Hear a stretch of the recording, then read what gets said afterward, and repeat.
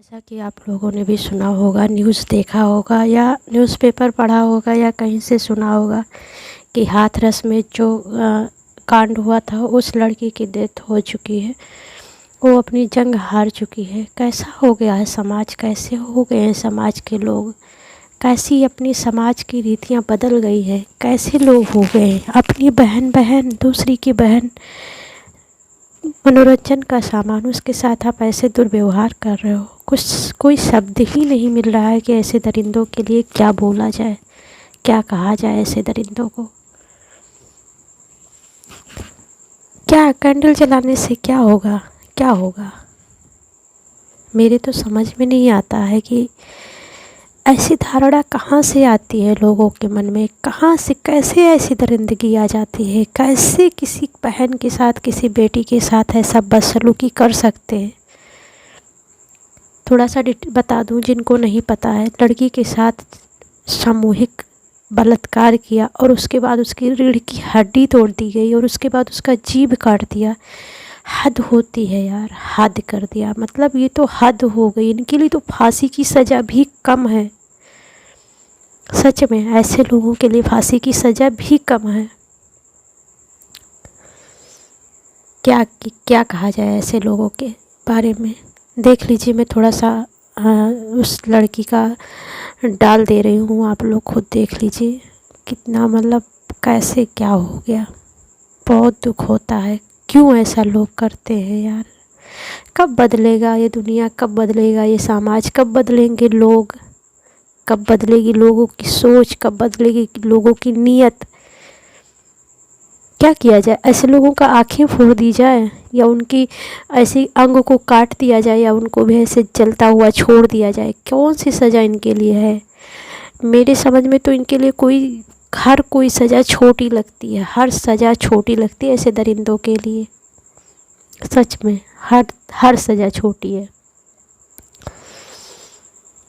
चलिए, कुछ लड़कियों के लिए मेरे पास एक धारा है जो आप लोग, हर लड़की को जानना चाहिए। मैं छोटे छोटे ऐसे धारा आप लोग को बताना चाहती हूँ जिसके बारे में हर लड़की को, हर महिला को, हर किसी को जानना चाहिए। हर लड़के को भी जानना चाहिए, सभी एक जैसे नहीं होते हैं।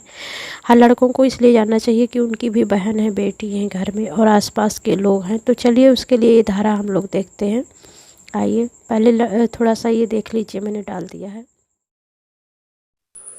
नारी का सम्मान करना सीखो। लड़कियां बेखौफ होकर जीना सीखो। चीन और सऊदी अरब की तरह इंडिया में भी सज़ा होनी चाहिए।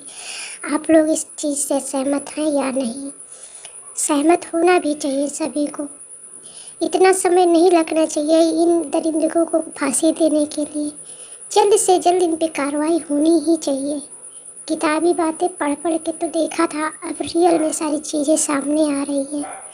यहाँ जाति धर्म नहीं देखना चाहिए, हिंदू है, मुसलमान है, कौन है, क्या है, किस जात की है, इससे कोई मतलब नहीं होना चाहिए।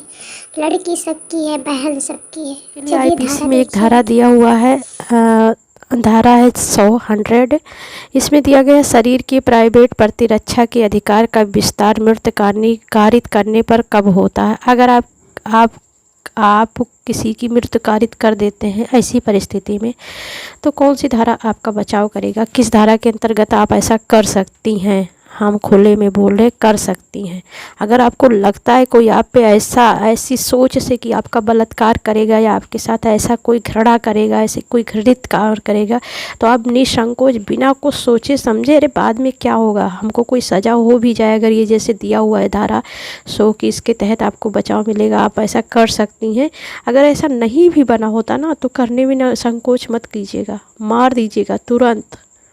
जो सज़ा होगी होगी, लेकिन ऐसे दरिंदों को एकदम तुरंत खुद ही सजा दो, मार दो। सच में बहुत दरिंदगी हो गई है, बहुत ज़्यादा। मतलब दिल काँप जाता है ऐसे सब सुन के।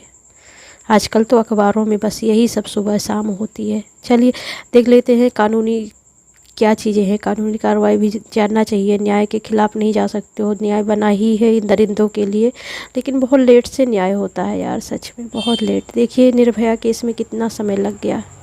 खैर अच्छा है, अच्छा लगा कि चलो देर से ही हुआ, लेकिन अच्छा हुआ, उन दरिंदों को फांसी मिली, बहुत अच्छा हुआ सच में।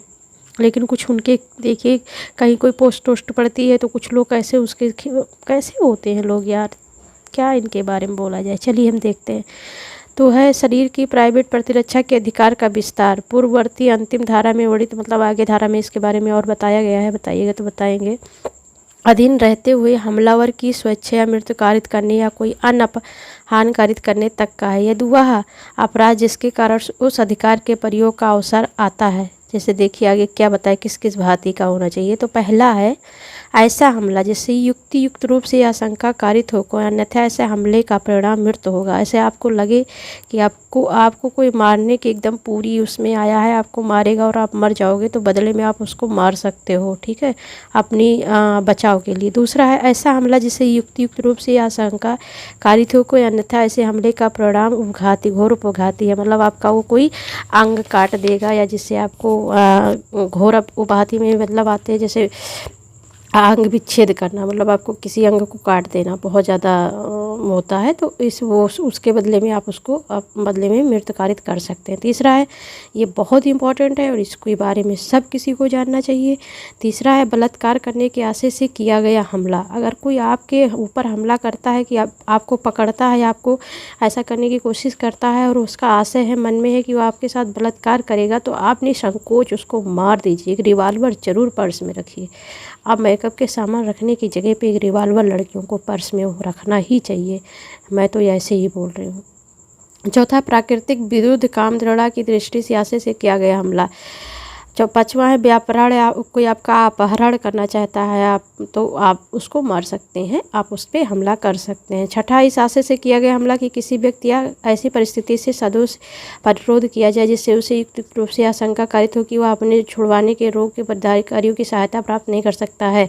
अगर कोई आपका इसलिए आप पे हमला करता है कि आपको वहाँ से उठा ले जाएगा और उस समय आपका कोई सहायता नहीं कर सकता है, तो आप बदले में उस पर हमला कर सकते हैं। सातवां है अम्ल फेंकने। आपको आप पे अम्ल फेंकने के आशय से आता है और आपको लगता है कि आप पे अम्ल फेंकेगा, तो आप उस पर हमला कर सकते हैं। ये मत सोचिएगा, आपके पास जो भी औजार है जिससे भी मारना चाहती है मार दीजिए। तो टिप्पणी दिया है बातचीत के शब्दों का आदान प्रदान। लेकिन अगर कोई आपके बातचीत से आपको कहता है मैं आपको मार दूंगा, या गर्माहट बहुत तेज बोलता है, तो उसमें आप उसको नहीं मार सकती हैं। ये जयप्रकाश बनाम दिल्ली केस में बताया गया है। फिर है प्राइवेट प्रतिरक्षा का अधिकार न केवल उस व्यक्ति के विरुद्ध प्राप्त है जो वास्तव में वार करता है, बल्कि उस विधि विरुद्ध जमाव के सभी सदस्यों के विरुद्ध जो विधि विरुद्ध जमाव के समान उद्देश्य को अग्रसर करने में लगे हैं। ये गुलजार केस में कहा गया है कि कोई विधि विरुद्ध बहुत ढेर सारे लोग जमाव करते हैं, तो उसके लिए भी ये धारा दिया गया है। तो मेन हमारा इसमें इस धारा में जो मेन है भैया, हमको यही जानना था कि इसके चौथा तीसरे में बताया गया बलात्कार करने के आशय से आप पे कोई हमला करता है तो निसंकोच आप उस पर बदले में वार कर सकते हैं और जो भी मिले उसी से मार दीजिए। सच्ची में बता रहे हैं, ऐसे लोगों को सच में बहुत बड़ी सज़ा मिलनी चाहिए। आज तो मतलब हद ही हो गई यार सच में। चलिए फिर देखिएगा आप।